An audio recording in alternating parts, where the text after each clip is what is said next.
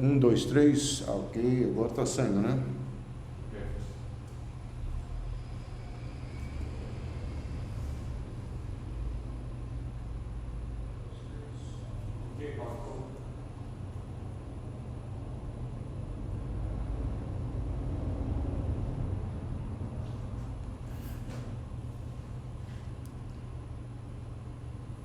Ah, meu Deus do céu, tanta coisa, né, gente?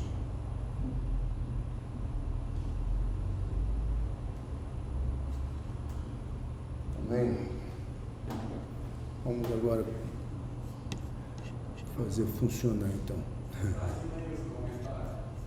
Está aí nos comentários das pessoas? O que elas estão falando? O que elas estão falando?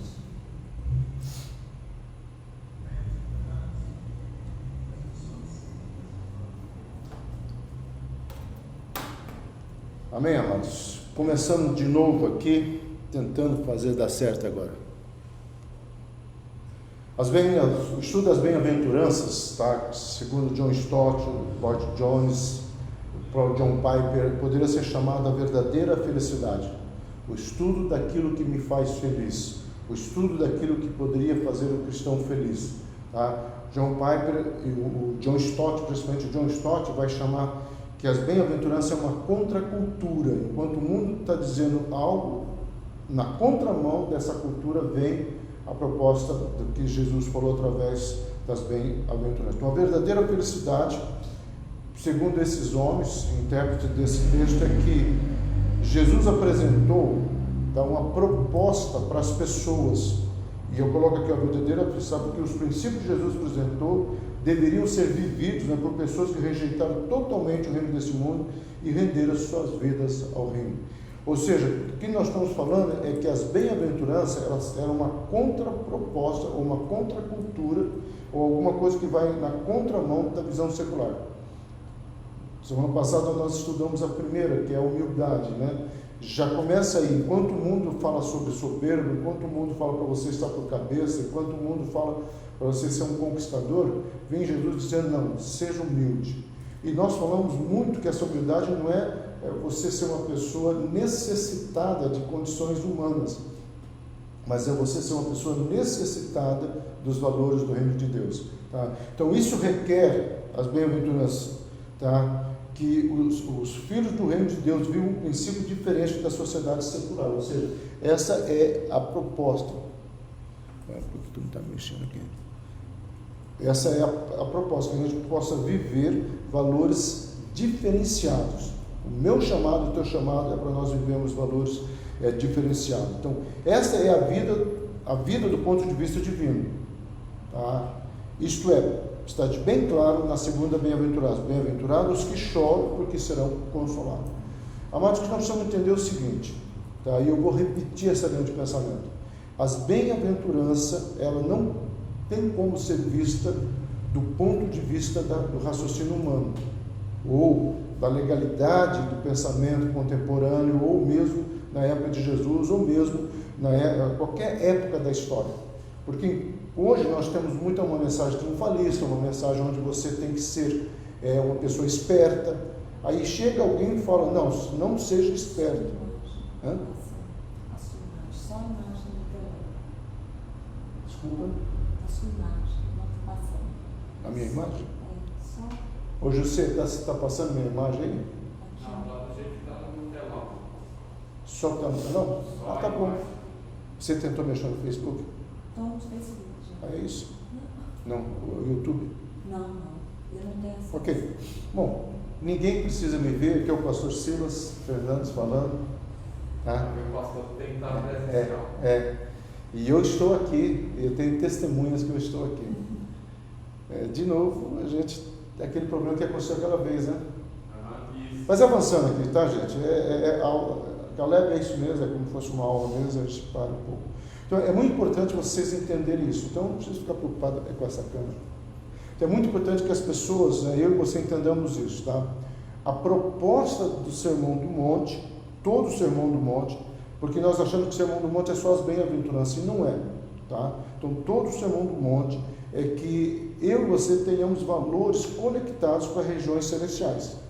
E aí vem essa questão que é proposta aqui para nós. Então, que contradição com os princípios do mundo. A sociedade faz tudo para que não choremos.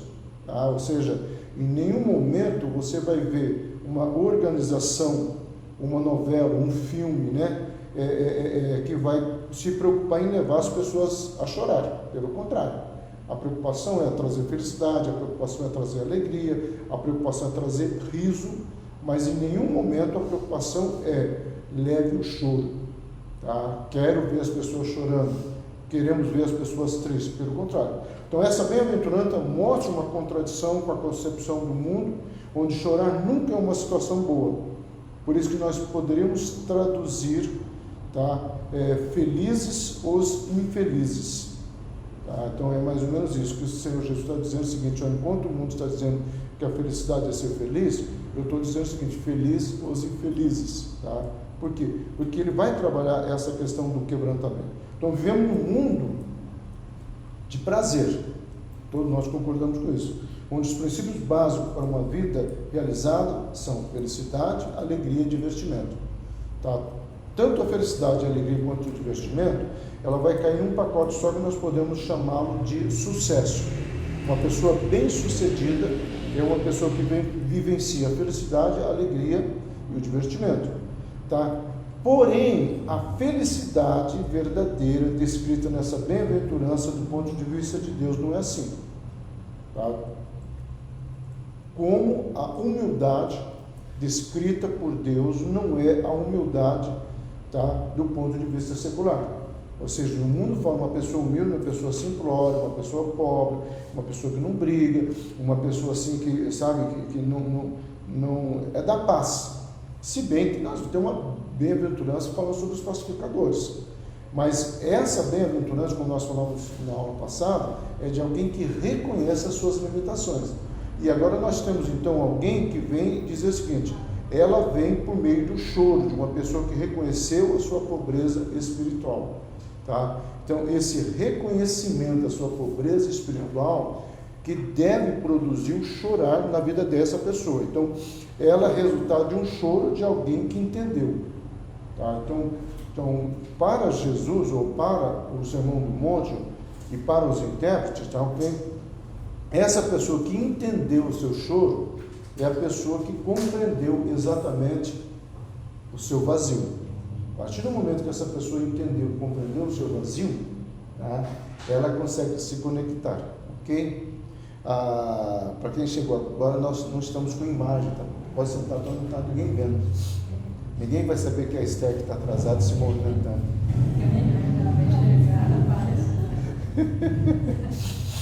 Ok? Gente, entrando nessa bem-aventurada, né? Bem-aventurança. Macarios ou Pinontes, Ot Autum, Paracletosontai. Bem-aventurados que choram, porque eles serão consolados. Tá? Eu não falei semana passada, né, Diana? Eu posso mandar em PDF, se vocês quiserem. Então, a primeira questão que está aqui, ó, a palavra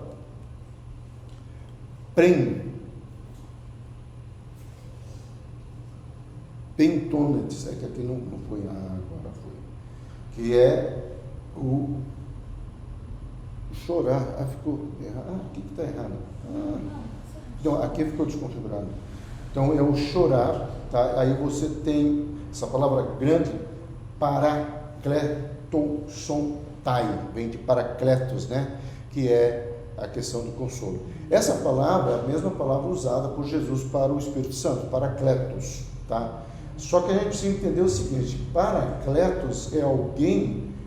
O que é o consolo na cultura hebraica? Tá? Não é simplesmente chegar e bater nas costas. Tá? Então, o bater nas costas seria a pessoa simpática. Só que a pessoa que chegasse e falasse assim: olha, o que você está precisando?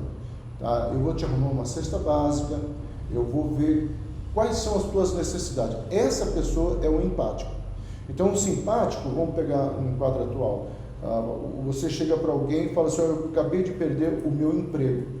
O simpático vai dizer: nossa, que coisa chata num momento desse. Nossa, muito triste sua história. Olha, tá? eu vou orar por você. Esse é o simpático. O empático fala, nossa, não, peraí, eu vou orar pela tua vida, tá? Mas eu posso te ofertar uma cesta básica? Me dá o seu currículo que eu vou apresentar para alguns lugares. Esse empático que é o consolador. Entendeu? Então, o consolador é aquele que vem e vê a necessidade. Da onde que vem essa ideia dessa palavra? É um termo jurídico. Um termo jurídico que era usado para as pessoas, quando a pessoa estava presa, e o dia que ela estivesse saindo da cadeia, tá?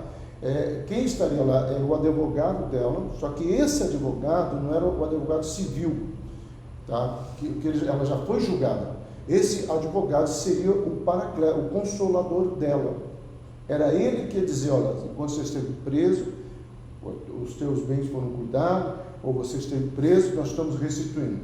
Quando se a pessoa fosse estrangeira, essa pessoa receberia o quê? Uma pedrinha. Por isso que Apocalipse fala que é nos dado uma pedra, e nela está escrito o nosso novo nome. Nessa pedra estaria uma marca de... Por que uma pedra, gente? Porque principalmente se a pessoa fosse um escravo, que foi liberto, ela poderia perder a documentação. Já a pedra não, ela botava num saquinho e deixava amarrado aqui. Tá? Então não era um pergaminho que poderia se perder com facilidade. Quando alguém falar, mas espera aí, você não deveria estar preso? Essa acusação, se ela mostrasse essa pedra, essa pessoa que fez a acusação teria que pedir se desculpar. Então esse é o papel do Espírito Santo em nós. Quando o diabo nos acusa, ele fala, não, você tem que se desculpar porque a pedra, o sangue de Cristo está sobre a vida dele. Por isso que o Senhor Jesus fala, eu vou deixar para vocês o Consolador. Tá? Essa palavra no hebraico, no grego, desculpa, penteu, tá? Que é a palavra prantear ou chorar, esse choro é o choro do arrependimento, do quebrantamento diante de um Deus que é santo. Então, existe, tanto é que essa palavra, a etimologia dela é alguém que chora por uma morte. Tá? Então tinha um choro de uma perda de um bem, porque o Oriente, gente, o Oriente é muito assim, sistemático nas emoções. O árabe é muito assim, o judeu é muito assim, aquelas coisas que você vê em filme, né? Quando alguém tem uma notícia boa, são expressões. Tá? Na questão do chorar, eles têm muito isso também. Então tem um choro de morte, tem um choro de perda e tem um choro que é um choro assim de transição. O choro que é usado aqui é o choro de morte. Então a probabilidade que o Senhor estava falando era chorar pela morte de quem? Do velho homem. Tá? Então o velho homem que no primeiro degrau entendeu as suas limitações, entendeu que sem ele não é nada. Então é aquele momento que nós devemos chorar, porque ele é um ato de hostilidade e inimizade contra Deus, porque o nosso pecado. Então a pessoa aqui, né, eu tentei pegar uma imagem varrendo o velho homem, tá? Se despindo do velho homem. Então essa pessoa, ela entende que o pecado dela não é apenas um pecado, mas é um gesto de hostilidade e inimizade contra Deus. Então ela vai compreendendo isso e vai avançando. Então devemos chorar pelo pecado, porque é um ato de ingratidão contra Deus, tá? Na bondade de Deus, na misericórdia de Deus, tá? É um ato de ingratidão. Então constantemente nós somos hostis e ingratos a Deus? Sim, constantemente, é isso que João fala, tá? Ai daquele que fala que não peca, porque esse cara é um mentiroso. Existe uma diferença entre pecar e permanecer no pecado, né? Então devemos chorar porque ele, o pecado, nos priva, né, das coisas excelentes, né? Ou seja, aí nós podemos falar de relacionamento com Deus, nós podemos falar da ação do Espírito Santo, nós podemos falar de algo que o Senhor está colocando em nós. Lloyd Jones, gente, esse cidadão que vale a pena ler tudo dele, tá? Chorar, não dele, né? Chorar é algo que vem logo depois da necessidade de ser pobre de espírito. Parece pequeno, mas é alguém, né, que até a pessoa poderia simplesmente soltar esse peso e ser livre. Mas no entanto ela está segurando a grade ali, né? Eu vejo às vezes muitas pessoas segurando, né, a sua dor, a sua melancolia, num sentimento até assim de autopunição, né? É claro que contra isso nós temos a hipergraça, o exagero da hipergraça, O mundo sempre vive as polaridades. Tá? Tem uma frase que é mais ou menos assim: se o diabo não consegue te destruir, ele vai fazer que você caia no outro extremo. Então, os extremos que nós levamos, e somos punidos por aí, porque nesse extremo entra a religiosidade e usos e costumes, dogmatismo. Tá? Há um livro, né, do Ricardo Gondim, que ele fala, um livro muito fantástico, É Proibido. É só isso o título. E o Ricardo Gondim, ele trabalha exatamente algumas questões relacionadas a essas questões dos dogmas, né? Eu nunca me esqueço quando a Assembleia fez 100 anos no Brasil, o pastor Wellington, que é o presidente nacional das Assembleias de Deus, fica em pé dele, quase bateu continência, não, só estou citando, sabe? Ele fala assim, olha, nesses 100 anos nós criamos tanto dogmas, tanto usos e costumes, que se tornou muito mais forte que a Bíblia. Então, tipo assim, vai tirar isso. Eu nunca me esqueço quando eu atendi um paciente, um senhor estava, os familiares chegaram na sala e ele estava assim, surdo, entrou numa crise psicótica, a gente chamaria mais ou menos assim. Aí, resultado, veio aqui, tal. Bom, encurtando a história, por quê? Porque há anos atrás, quando ele comprou uma televisão, a caixa do diabo, ele foi excluído da igreja. E aí ele ficou, porque para o assembleano, ser excluído da igreja é ficar sem comunhão, é ter um nome arriscado no livro da vida, literalmente. Então ele vivia sabendo que quando morresse ia para o inferno. Então ele vivia essa angústia. De repente, quando ele senta e liga a TV, ele vê o pastor com um programa na televisão. Aí é que deu um nó na cabeça dele. E ele, no processo terapêutico, foi mais ou menos assim. Primeiro, o diabo prendeu o próprio pastor na caixa dele. Segundo, todos esses anos eu aqui sofrendo, agora meu pastor está dentro dessa caixa, a caixa que me expulsou. Terceiro, que era pecado, onde não é pecado. Então isso surtou ele não conseguiu elaborar o pensamento aí. Então, quando percebemos, né, que somos pobres de espírito e dependemos de Deus, começamos a chorar na presença de Deus, pois eu estou confrontando a santidade de Jesus com os meus pecados. Então é um chorar de um reconhecimento das minhas e das nossas limitações. Tá? O dicionário Beacon, tá? Acerca de recompensa, o comentário bíblico Beacon escreve. Beacon quem lançou no Brasil foi a Gospel Record, do Silas Malafaia. É um dicionário que vale a pena, quem gosta, tá? A promessa para aqueles que choram é que eles serão consolados. Tá? Mas não é isso que está dizendo? Sim, mas ele enfatiza isso. Há uma promessa para o chorar. Então, enquanto o mundo fala que você não deve chorar, que o chorar não é bom, que o chorar não é agradável, você tem a contracultura da palavra de Deus dizendo, não, esse choro que nós estamos falando é como se Jesus estivesse explicando, não, Silas, esse chorar teu aí, ele é bom, ele é benéfico, porque é um chorar por reconhecer as suas limitações. A partir do momento que você está reconhecendo as suas limitações, aí sim pode vir o consolo. Então eu só vou consolar, eu só vou te ajudar, eu só vou liberar, e aí entra o papel do Espírito Santo, quando você entender literalmente as suas limitações. Davi, num dos Salmos, ele fala assim, eu sou um verme, né? Ele usa uma palavra no hebraico, que eu sou uma coisa asquerosa, que dá vômito.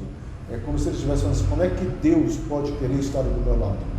Tá? É um momento de angústia de Davi, da luta de Davi, mas Davi reconhece o amor de Deus, da bondade de Deus. Aquilo que nós estamos pregando, né, para quem tem acompanhado os cultos domingo à noite, estou pregando uma série de mensagens nos salmos que Davi escreveu exatamente quando ele estava ali hoje na Cisjordânia, tá? Quando Saul está perseguindo ele. A maioria dos salmos escritos ali são os salmos mais lindos, né? O 34, o 27, o 124, o 118. Né? Por quê? Porque ele começa a expressar, e Davi era um poeta, é claro que não era uma Clarice, que não era qualquer pessoa, era um poeta, né, que fala, né, da alma. Ele não consegue descrever, né, o dualismo entre a beleza de uma Copacabana e um rato morto, né? Mas ele consegue descrever os conflitos da sua alma, né? Entre uma beleza de uma Copacabana e uma contradição de um rato morto num bueiro, né? Mas ele consegue escrever como é que ele lida com essas coisas, tá? E Davi, ele vai expressar isso no seu salmo na hora da sua angústia. Então isso acontece, não Davi, agora voltando aqui, isso acontece primeiro na consolação do perdão, depois na consolação da comunhão. Então, o que é importante, gente, aí entra o papel desse advogado. Tá? Ele traz o perdão, você está perdoado, e ele traz a restituição. Alguns comentaristas colocam que quando uma pessoa era presa e ela tivesse bens em Jerusalém, tá? A família poderia ficar administrando, ou os amigos. Quando ele saísse da prisão, ele seria restituído de tudo aquilo, mesmo que foi numa benfeitoria. De repente, ele tinha uma fazenda que plantava só num lugar. Aí, enquanto ele foi preso, os familiares ou amigos fizeram esse plantio aumentar. Ou seja, ele sai da cadeia mais rico. Então, esse é o papel do Consolador. Por isso que quando a gente vê a questão dos dons espirituais, é mais ou menos esse papel que o Espírito Santo está querendo trazer para nós. Tá? Entrando, gente, assim, se você pegar um ser humano onde ele tem a capacidade de ter todos os dons, que Peter Wagner fala que ele tinha mais de 30 dons, eu tenho dificuldade aí, tá? Mas se você pegar todos os dons espirituais, todos, né, e colocar num único homem, você encontra Adão, antes do pecado. A telecinese, a telepatia. Pensa bem, o Jardim do Éden é mais ou menos do tamanho, tá, da cidade de Uberlândia, pegando as periferias, tá, tudo. Aí ele está aqui, o Adão está bem aqui, ó, no bairro Brasil. Aí Deus acabou de atravessar a ponte, entrar no estado de Minas Gerais, né? E Adão está aqui, Eva, Deus acabou de chegar. Então, ele sentia isso. Tá? É claro que Deus ia se materializar ali, mas tanto é que quando Deus aparece, ele se esconde. Tá? É interessante que ele só vai perder quando ele é expulso. Que a expulsão nós estamos fugindo um pouco, mas você vê, a expulsão de Adão não foi apenas tirar o lugar que Deus fez para ele, mas é tirar toda a capacidade que Deus deixou para ele. Tá? E aí, talvez é uma questão bem de Deus mesmo, né? Imagina um homem com todo aquele conhecimento, que o homem não ia fazer muito mais estrago. Com um pouco que nós sabemos, o estrago que nós fazemos. Tá? Lembrando, gente, que Deus fez primeiro o paraíso para depois fazer Adão. Ou seja, Deus primeiro faz a provisão para depois fazer. Isso é consolo. Primeiro ele faz a provisão para depois trazer as bênçãos para nós. Então, um Cristo compassivo está especialmente perto daqueles que choram. Tá? E talvez essa seja a grande mensagem dessa bem-aventurança. Né? Presumindo, quando uma pessoa deplora seu estado pecaminoso, também lamenta as consequências do mesmo, conforme Apocalipse 21, versículo 4 fala.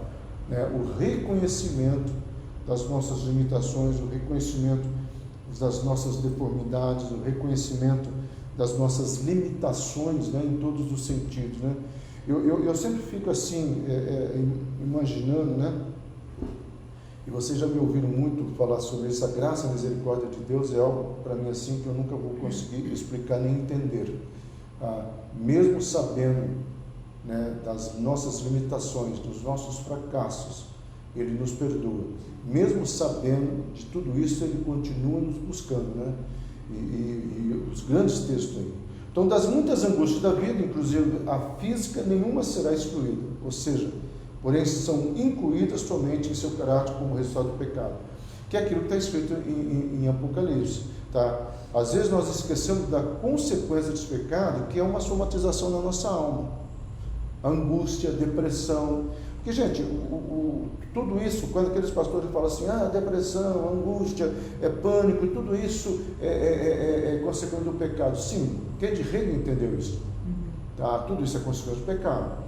Aí ele entendeu assim, tá? E aí foi a interpretação que ele deu, e o Poyang Shu também caminhou um pouco por isso aí. Quem não caminhou perto disso, gente, é um livro fantástico, Poder Latente da Alma, escrito por Watchman Nee. Vale a pena quem conseguir ler esse livro, tá bom? Eu tenho ele em PDF. Onde ele discute o seguinte, tá? O Watchman fala assim, não adianta nós tentarmos tirar o psicológico do homem. O homem, ele é corpo, ele é alma, mas ele é espírito. E nessa questão espiritual, tá, ele entende que também o pecado é uma somatização, como eu estava falando, o Poyang Shu e o Kendo Rei. Só que o Poyang Shu e o Kendo Rei vão para outra linha. Ora, se eu sou um novo homem, Então, essas coisas não podem me atingir. Só que atingem. O Watchman Nee falou assim, olha, realmente não deveriam nos atingir. Mas nesse novo homem habita, né, metade de mim é de um jeito, metade de mim é de outro jeito. Ou seja, tem uma metade espiritual e tem uma metade carnal. Traduzir isso é uma arte, né? Então fica aquele conflito, como é que você vai traduzir isso? O Watchman Nee traduz nesse livro. Ele fala assim, nós precisamos lembrar que existe um lado espiritual que está sempre em confronto, tá, com a questão carnal. Tem um livro do Watchman Nee que o título é Não Ameis o Mundo. Aliás, tudo que o Watchman Nee escreveu, gente, ele escreveu num momento assim, cruel que a China estava passando, tá? E ele escreve assim, chama atenção. Eu conheci uma pessoa que o avô dele esteve preso com o Watchman Nee, e eu tive a oportunidade de sentar com ele, conversar com ele, e a mentalidade desse povo é uma mentalidade totalmente contrária à nossa, ocidental. Eles têm uma mentalidade assim de, primeiro, e era uma pessoa muito rica, e ele fala assim, não, isso aqui não é meu, eu sou um mordomo, quando eu morrer, não sei o que vai ser. Aquela despreocupação, né? Um dia eu estava sentado com ele, e ele falou assim, você sabe qual é a minha única expectativa hoje? Eu já vivi, eu tenho isso, eu tenho aquilo, minha única expectativa é quando que a corneta vai me chamar? Eu falei assim, eu só tenho essa expectativa, quando que a corneta vai me chamar? Eu falei, não, que isso? Ele falou, não, eu sinto que está perto. E de fato, né, não levou 20 dias, ele morreu dormindo, né? A morte do meu pai, a igreja Monte Jordão acompanhou, também foi mais ou menos assim, né? Ele me liga 2 dias antes, fala assim, Silas, caso aconteça alguma coisa, não venha para cá. Eu falei, pai, está tudo bem? Não, me prometa isso. Eu falei, tá bom, né? Aí, quando a minha irmã me liga, eu fui às pressas para lá e eu descubro que ele fez um itinerário de despedida. Daí ele foi falar com várias pessoas se despedindo, mas ninguém, que isso, mano? Estou falando, não, olha, tá. E aí ele foi lá na igreja, a igreja estava sendo construída, a igreja batista, ele abraçou as colunas, o pastor pegou ele chorando lá nas colunas, achou que ele estava profetizando. Aí ele abraça o pastor e falou assim, cuida bem dessa igreja, tal. Aí senta, pega a Bíblia, lê, minha mãe vai chamar ele para o almoço, ele terminou de ler lá em cima, né? É triste contar isso, mas é bacana contar isso. Então, eles suspiram e não clamam, não somente diante de seus próprios pecados, mas pelo sentimento de ausência do Espírito Santo no seu interior. Então, o que eu estou tentando dizer é o seguinte, que a minha consciência deveria ser não apenas do pecado, mas aquilo que Paulo fala, não entristeçai o Espírito Santo em vocês, tá? E aí eu choro, e aí eu busco. Então, sua tristeza é resultado daquele susto abissal, né? Do que colocar uma questão de um abismo aqui diante da natureza pecaminosa, cabalmente decaída e condenável do seu ser humano. Isso aqui eu peguei a frase cabalmente do Lextan, tá? Diante do abismo cheio de veneno do pecado. Então, eu gostei muito do que esse comentarista coloca, né? E o próprio Hernandes usa essa frase também, que esse cara que está chorando, ele está chorando porque ele entendeu o abismo no qual ele se meteu. Então ele chora de angústia, ele chora de tristeza, porque ele sabe. Então, nessa situação totalmente desesperadora da pessoa, unicamente o Senhor pode proporcionar o consolo, a saber que só Ele consegue vencer. Então eu começo a chorar não pelo meu pecado apenas, começo a chorar para que o Espírito Santo em mim seja renovado, para que venha à existência, tá, esse renovo sobre a minha vida. Então eu tomo um posicionamento aí, ok? Então o que esse chorar não significa? Vamos pensar assim, o que esse chorar aqui não significa, tá bom? Primeiro,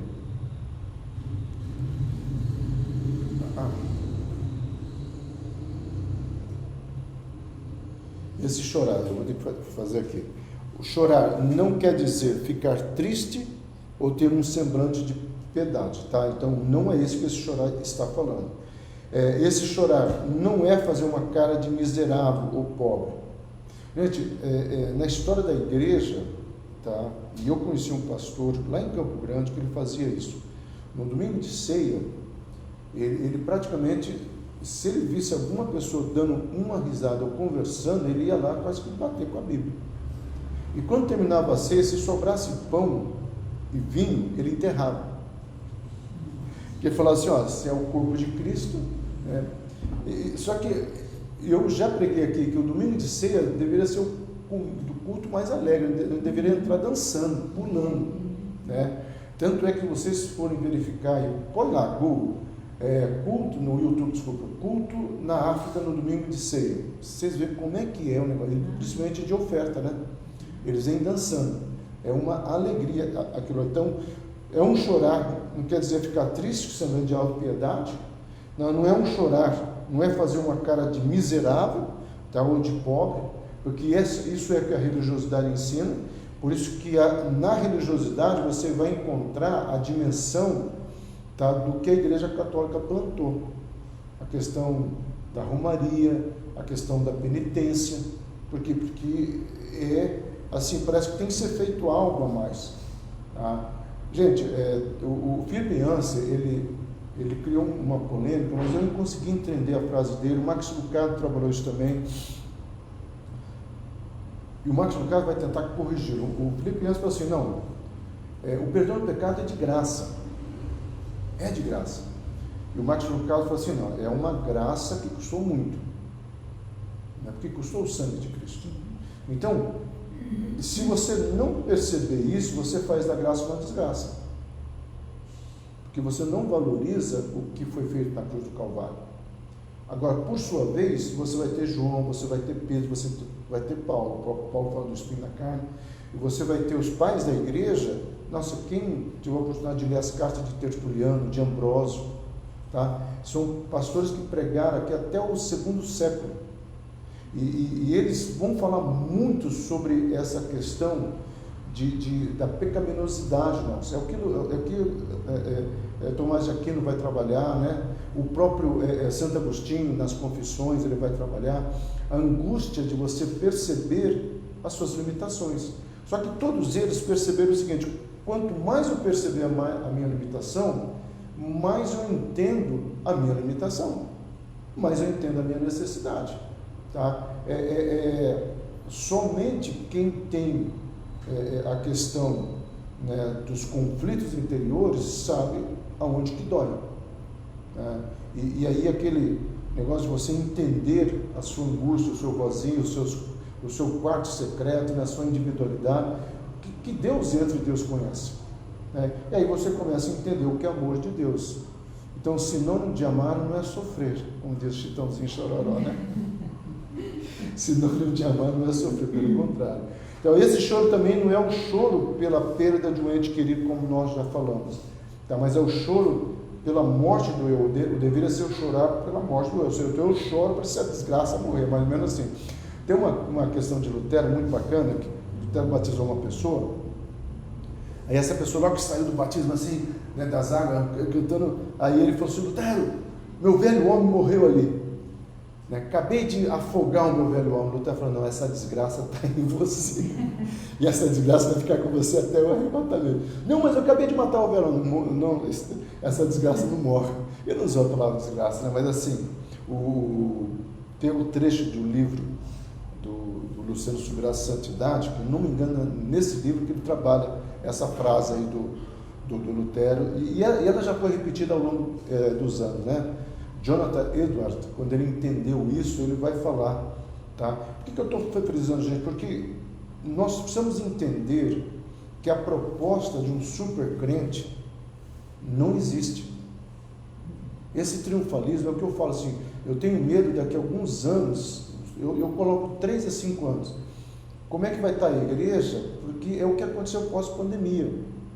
O que aconteceu no começo da pandemia? Você é blindado, o Covid não vai te pegar. Só de pastores próximos a mim que eu conheci, foram 17 pastores que morreram de Covid. Pastores. Ao total do que eu vi, foram mais de 40 pastores. Só quem falou, acho que na última contagem estava 43 ou 44 pastores. Aí pega pastores que eu não conhecia também, tá? Mas 17 que eu conheci, só próximo a mim aqui na cidade, foram 7 pastores. Próximo de Uberlândia. Por que eles morreram? Porque eles começaram a viver esse triunfalismo. O que gerou na igreja? Uma dor, e eu atendo filhos de pastores que estão com ódio da estrutura eclesiástica, estão com ódio de Deus. Por que Deus deixou meu pai cair nessa ignorância? Porque isso. Tá? Então, quando você começa a olhar isso, você precisa ver o que está acontecendo agora. Esse desagrejado é resultado de pessoas que se decepcionaram. Então, elas estão chorando, mas não um choro de entender as limitações. É isso que o Senhor está falando. Então, voltando, não existe supercrente. Tá? O Paulo Romero tem um livro, né? Eu peguei esse título do livro, só que ele está trabalhando ali outra questão. Mas eu gosto muito de pensar que não existe supercrente. Eu tenho um outro livro chamado, o título é Feridos em Nome de Deus, que trata exatamente de pessoas que acreditaram nesse super cristianismo e aí eles tiveram frustrações. Tem um outro livro, a Angústia Noturna. Esse é mais pesado ainda, porque a autora é uma poeta e ela consegue expressar em poesia, né? Não sou muito fã de poesia não, tá, gente? Em poesia, em poemas, toda a luta dela diante da morte do marido, que aos poucos foi morrendo por causa de câncer, e ele era um pastor. Então, mas ela consegue expressar a angústia noturna, né? É o título do livro, e ela vai botando para fora, vomitando aquilo, até o momento que ela consegue passar por um quebrantamento. Então, não fica só numa coisa amarga. O próprio ferido em nome de Deus, a pessoa praticamente termina assim, esses feridos se deixaram ser levados, tá, por uma promessa sem enxergar o seu próprio eu tenho, às vezes eu falo aqui, né, o pessoal da Monte Branco já escutou muito isso, tem pessoas que não são abençoadas porque Deus não quer que essa pessoa fique mais besta do que ela já é. Porque às vezes eu conheço pessoas que foram abençoadas e a arrogância, tá, mudam, né? Eu consegui um emprego, agora estou um emprego muito bom, agora estou de carro. Lá em Curitiba era um dos empregos. A Monte Hebron, gente, era ex-góticos, ex-surfistas, ex-alpinistas, né? Então eu já fui na praia surfar para evangelizar os caras, já subiu o Pico do Marumbi para evangelizar. O Jefão se converteu lá em cima, ou ele se converteu e empurrava ele não teve chance, tá? Já montei uma banda de rock, tocava baixo, chamava A Trilha, tá? E montei um negócio que você não vou falar não, mas montei. E uma das coisas assim que a gente trabalhava muito, tá, que eu fazia essa garotada entender exatamente isso. E qual que era o emprego mais cobiçado por eles? Porque era um emprego assim que eu sabia que dava dinheiro, que era representante médico. Então, você teve uma hora assim, quase todos os jovens da Monte Hebron trabalhavam em algum laboratório. Só teve alguns casos que eu falava, eu até cheguei a falar para algumas pessoas próximas assim, tomara que ele não passe na entrevista, porque esse emprego vai estragar ele, dito e feito. Porque o cara morava na periferia, não que isso seja ruim, tá? Pegava ônibus, tá? Passou na entrevista, no outro dia ganhou um carro, ganhou como é que é o nome disso, gente? Um BIP, se lembra? Era BIP, né? Ficava aqui. Alguém está me ligando? Alguém tem um telefone, hein? Porque até então não tinha celular. Era BIP, mas o cara ficava metido. Alguém está me chamando? Mudou tudo. Então, foi de lá que eu comecei a aprender. Tem pessoas que não podem ser abençoadas, que infelizmente fica besta. E esse choro, por último, não é um teatro, não é alguém que está chorando, assim, chorando, sem ter uma... Então, vale aqui uma pergunta, se esse choro é isso, tá, que nós falamos, o que esse choro não significa, então o que seria esse chorar? Tá? E aqui eu quero colocar 3 coisas. Opa, foi muito rápido. Eu tive tanto trabalho com os efeitos, gente.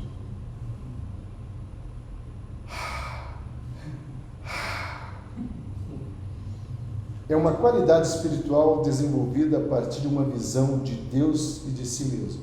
Esse é o choro. Eu choro porque eu compreendo quem eu sou, eu choro porque eu compreendo quem é meu Deus. é um choro espontâneo espiritual pelo nosso próprio pecado e também pelo pecado dos outros. Neemias chorou, tá? Senhor, eu oro por eles e eu habito no meio deles. Neemias capítulo 1, né? Versículo 9. Meus pais pecaram, eu também pequei. Neemias se coloca, tá? Isaías coloca o pior: Senhor, eu tenho lábios impuros, eu estou no meio de gente de impuro. Ele chora por todos. É interessante, gente, que todos os verdadeiros avivamentos começam por um quebrantamento que gera uma preocupação pelo outro. Por isso que os grandes avivamentos foram marcados por evangelização, porque a pessoa começa a chorar pelo outro. Cara, uma vez eu estava lá com essa garotada, né, jovens, eu falei assim: tem uma moça bonita na sua sala? Nossa, na faculdade tem umas gatinhas, ela conhece Jesus? Não. Pois é, aquela beleza vai para o inferno. Que isso, pastor? Eu falei: vai para o inferno. Vocês estão sabendo disso? Alguém conhece, tem algum amigo legal? Tem um cara legal ali que conhece Jesus? Não, ele vai para o inferno. Às vezes nós não paramos para pensar sobre o inferno. Uma vez nós eu tenho uma fase que fui evangelizar skatista, tá? E aí, papai, nós pegamos, a igreja Monte Hebron era um galpão, nós tiramos todas as cadeiras dele, botamos uma pista lá dentro. Vão fazer e vão chamar. E no dia do evento, em vez de aparecer muitas pessoas, parece que só apareceu a garotada da igreja com um skate na mão. Eu falei: cara, esse povo não está entendendo nada. Eu chamei todos e falei: gente, senta aqui. Eu tenho um desejo agora. E o pessoal sabe que eu era muito louco, né? Naquela época eu era muito louco. Eu falei assim: minha vontade é botar todos vocês dentro de um ônibus. Aí leva aonde, pastor? Chamando de tio Jack. Tio Jack, leva aonde? Vamos assim, levar todos vocês para o inferno. Está amarrado? Que isso? Quer acontecer? Não, leva para o inferno. Ficar 5 minutos só. E para a gente voltar. Porque talvez vocês não entenderam que vocês precisam se conscientizar de que aquelas pessoas que não conhecem a Jesus, elas vão para o inferno. Bom, aí vem uma pergunta, né? Mas eu vou fazer essas pessoas se converter? Não. Você não vai perder a oportunidade de falar de Jesus. Você não vai perder a oportunidade de descrever o amor de Deus. Nunca me esqueço, quando nós estávamos evangelizando o Gótico, eu já contei isso na Monte Hebron. Eu fiquei sabendo de uma pessoa que está pegando a Bíblia que nós demos, rasgando para fazer esse carrinho de maconha. Quando eu vi aquilo, eu fiquei escandalizado. Eu falei: não, Deus. E eu de madrugada orando, eu falei: Deus, agora, quando ele acendeu o próximo cigarro, o senhor queima. Aí Deus falou para mim: eu mandei Ezequiel comer a minha Bíblia. Esse aí está fumando. Aí eu encontrei ele lá em Curitiba, na igreja do Luciano Subirá. Ele não conseguiu fumar Efésios 4. Ele foi fumar. Pô, cara, ele nunca esquece. Ele falou assim: pô, cara, que loucura, eu sou espírito, eu sou cara, mano, que loucura é essa aqui, né?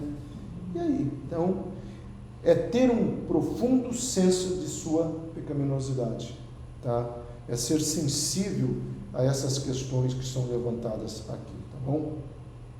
E aí essa pessoa vai ser o quê? Paracaleu. Essa pessoa será literalmente consolada. Nem todos que choram são felizes, nem todos que choram serão consolados. É isso que a gente precisa entender. É o choro pelo pecado e não apenas pelas consequências do pecado. Então eu choro, tá? Porque dentro de mim habita um homem que precisa ser vencido, né? Aquilo que Paulo fala, né? Se preciso for, eu esmurrarei, darei murros na minha própria carne, né? Então, é uma situação que o Senhor está colocando aqui, e Ele vai apresentar essa proposta. Agora, imagina Jesus falando isso, gente, tá? Num momento que o judaísmo estava imperando. Agora, imagine Paulo entendendo isso e escrevendo, tá? Essa verdade, ela vai persistir até o 3º século da igreja. Aí entra Constantino, aí tem a história que nós já sabemos, e aí ela começa a ser institucionalizada. Depois vem Lutero rompe com tudo isso, depois começam alguns grandes avivamentos. Eu creio que nós estamos vivendo uma outra onda, que é uma onda onde Deus está chamando a igreja de volta ao primeiro amor. Tá? Num momento onde a igreja está se preocupando com a estética, a igreja está se preocupando com salões. Essa semana passada veio uma pessoa do posto de saúde, a gerente, né, do posto de saúde, e ela falando assim: olha, nós fomos, porque porque eles gostaram tanto da ideia aqui, né, uma igreja cedendo. Aí eles foram falar com uma igreja muito grande aqui, né, não vou falar na frente de uma praça, muito grande aqui, tá?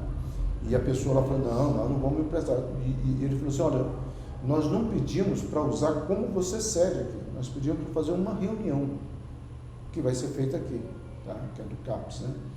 Aí tem uma igreja evangélica, nós fomos lá na igreja evangélica. Não. Aí tem uma igreja lá também que tem uma quadra de tênis lá, vocês já sabem, né? Os bons. Aí foram lá pedir, também nós não emprestamos. Aí ela veio aqui filmar, filmou, tá? E falou assim, vocês estavam de dia que tinha uma mulher filmando? Não? Vocês não vão aparecer no filminho? Tá. E aí assim, ela falou assim, olha, eu vou levar para as pessoas, para elas verem o que realmente é o seu coração, né? E aí a reunião vai ser aqui no CAPS, graças a Deus, né? Eu só coloquei uma imposição, né? Vai ser aqui se fizer isso, né? E vai ser feito, graças a Deus, tá bom? Deus é muito bom, né, gente? Então, as bem-aventuranças dessas pessoas consistem nisso, serão consoladas. A tristeza piedosa faz a alma olhar para Deus, tá? Essa expressão piedosa, que não é minha, tá, gente? Ela é do século XIII, uma vida piedosa. Era muito comum essa frase, uma vida piedosa. Aquele cara tem uma vida piedosa, né?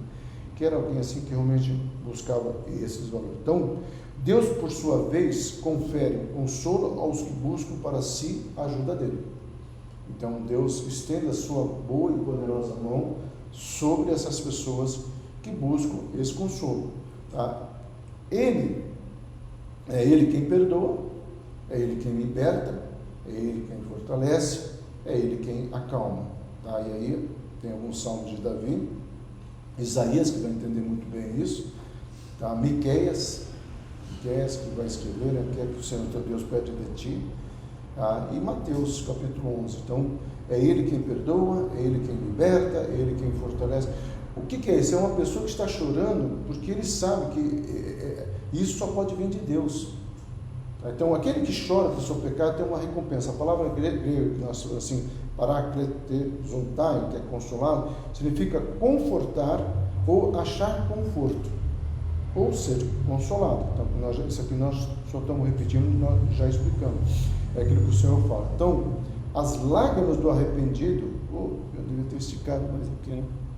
Não são lágrimas perdidas, mas sementes de conforto, tá? Então é aquele momento onde eu e você choramos. Os primeiros pais da igreja, gente, eles falavam assim: toda lágrima do cristão gera uma plantação ou uma horta regada pelo amor de Deus. Ou seja, todo o nosso chorar, eles entendiam muito isso, tá? Que quando eu e você, mas não é, por isso que eu falei, é um chorar pela conscientização, não é só chorar pelo pecado da gente, é um chorar também por reconhecer o vazio. Agostinho chorava por reconhecer o vazio. A minha alma se inquieta e a minha alma não vai ficar calma, e a palavra original, a minha alma não deixará de chorar sem que ela encontre a ti, né? O texto de Heidegger, né? A questão do ser. Ele fala assim: a minha essência, ela foi criada para ti, e a minha essência só encontrará paz em ti. Heidegger, Kierkegaard também é um outro autor assim. O Kierkegaard, então, ele fala muito, né, sobre essa necessidade, esse vazio de Deus. Então, Cristo tem um óleo da alegria para derramar sobre aqueles que choram, no sentido de estar nos consolando, tá? E aí você vai ter muitos textos, né, falando sobre isso, né? O óleo de alegria, a unção de alegria. Então, Cristo transforma o odre de lágrimas em vinho novo de alegria. É essa talvez a transformação que nós chamamos de quebrantamento, né? Aquele renovo que o Senhor traz sobre a minha vida. Então, o choro pelo pecado é a semente que produz a flor da eterna alegria, tá? Então, esse chorar, ele vai levar essa produção. Por quê? Porque essa alegria é eu saber que o Senhor está trazendo consolo. Agora, como é que eu sei que eu sou consolado? Gente, quem é consolado sabe. Quem é consolado sabe. Eu brinco, né, que até um animal, mesmo de rua, rejeitado, quando você faz um consolo, dando um carinho, um agrado, ele sabe. Então, o vale de lágrimas conduz-nos ao paraíso da alegria. Jesus disse, tá? A vossa tristeza se converterá em alegria. Em João capítulo 16, onde Jesus começa, eu coloquei com as minhas palavras, claro, e o Senhor começa, a partir do capítulo 14, né? Jesus começa uma série de sermões que João vai registrar, ele começa a falar, não fique triste, não se turbe o vosso coração, eu estou indo, eu vou preparar um lugar, papapá. Aí o 15 fala, vocês têm que só estar em mim, tem que estar presos em mim, tá? Se vocês estiverem em mim, vocês vão produzir. Aí o 16 fala, eu vou mandar um consolador, e aí começa a explicar, tá? O que esse consolador vai fazer em nós, ou seja, ele vai trazer essa alegria, vai completar essa alegria. Esse autor aqui, Roy Hession, né, na introdução do seu livro, A Senda do Calvário, escreve, para que Deus possa abençoá-lo através dessas bem-aventuranças. Ele está escrevendo sobre essa Senda do Calvário, é um livro escrito sobre o Sermão do Monte, tá? Eu gostei até desse título, né? Possa abençoá-lo através dessas bem-aventuranças, você precisa vir a elas com uma fome profunda no seu coração. Quando eu dou aula de hermenêutica ou exegese, eu falo assim para os meus alunos, olha, você pode ler o Salmo 23 assim, o Senhor é meu pastor e nada me faltará. Ou você pode ler o Salmo 23 assim, o Senhor é o meu pastor e nada me faltará. Então, porque a palavra de Deus é a mesma para um incrédulo, uma pessoa, mas a minha palavra não voltará vazia. Sim, mas porque a Bíblia está aí, gente. Qual que é a diferença? A diferença está como que eu leio. Eu nunca me esqueço quando a Yanã, que é na época ela era uma das intercessoras lá do Poyanchu, né? E eu falei com ela semana retrasada, né? Ela vai me trazer um presentinho. Ela está vindo do Brasil. E aí, uma conversa bem brincadeira, mas por que no Brasil, né, vocês têm liberdade, o cristianismo, né, e ela começou a falar tanta coisa negativa, que eu falei assim, não, porque a nossa Bíblia é diferente. Ela falou assim, como assim a Bíblia é diferente? A nossa Bíblia é totalmente diferente da sua. Eu falei, não, é a Bíblia. Eu falei, então abra a tua aí, tá? Eu falei, abre em qualquer passagem. Ela abriu, aí eu abri a minha. Eu falei, tá vendo? Vocês leem como? Eu vou mostrar como é que a gente lê. A nossa Bíblia é escrita assim. Então a gente lê assim, não Senhor, não Senhor, não Senhor. O chinês é escrito assim, o coreano é escrito assim. Vocês lêem assim, sim Senhor, sim Senhor, sim Senhor. Ela ficou olhando para mim assim, aí o pastor Antônio Carlos, isso é muito mal de piada. Aí explicou para ela o que é a piadinha que eu tentei fazer, que era mostrar que às vezes, né, é a forma como você vai ler a Bíblia. Se você já lê a Bíblia dizendo não Senhor, não Senhor, não Senhor, não está acontecendo nada.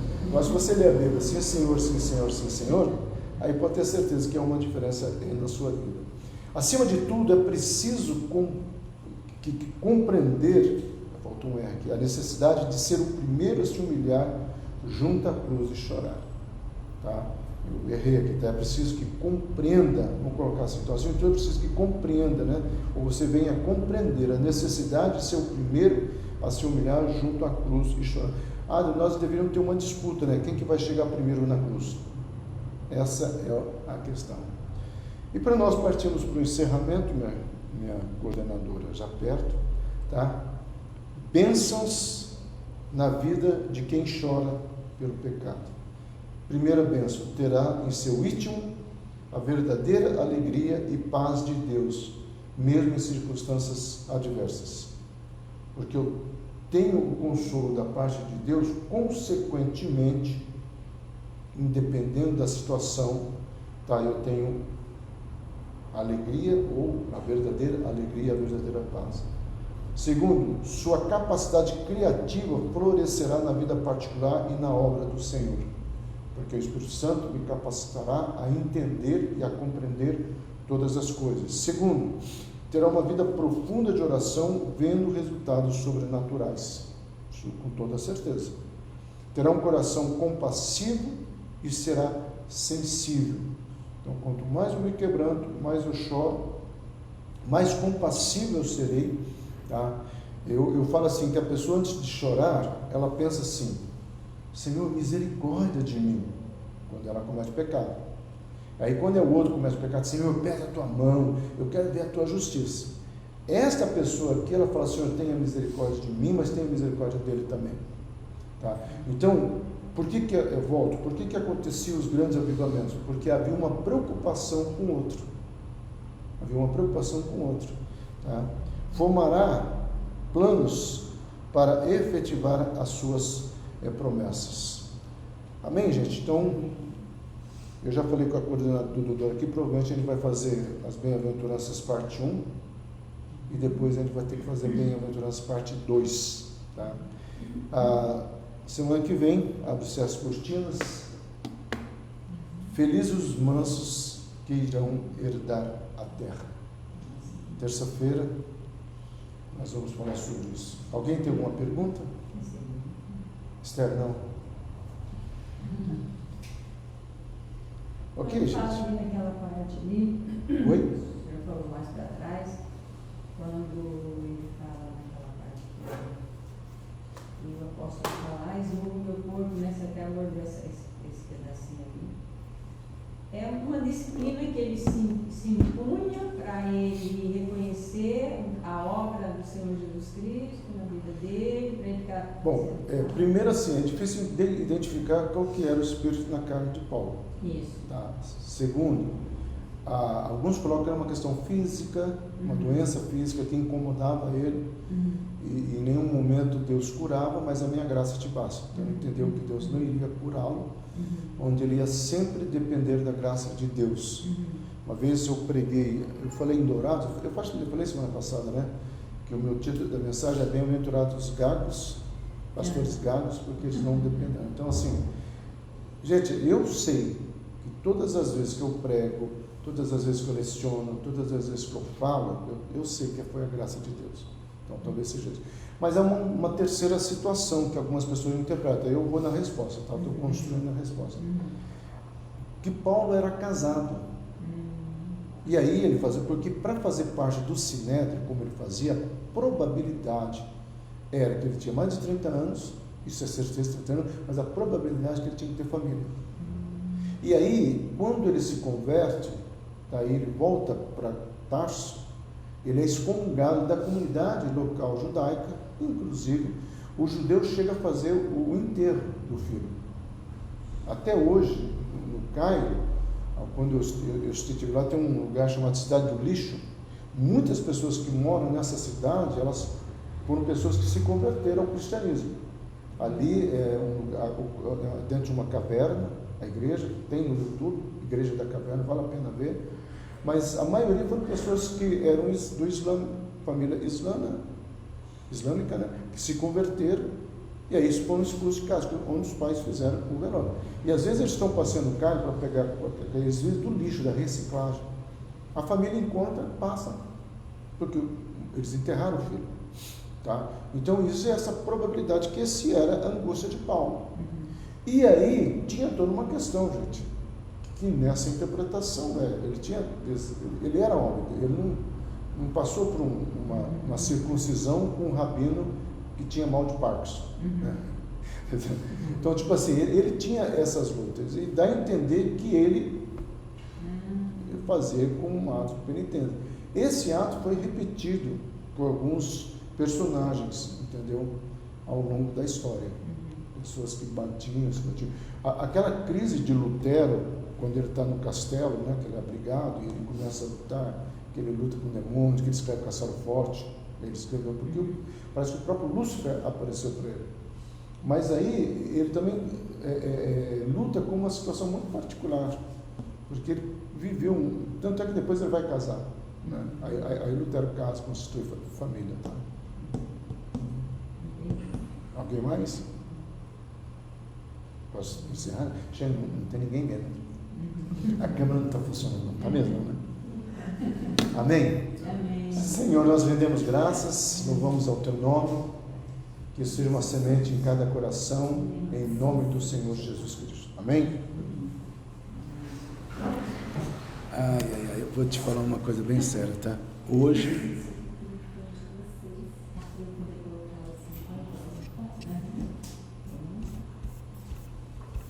José, como é que eu vou fazer aqui, José? Fechou aqui, tá?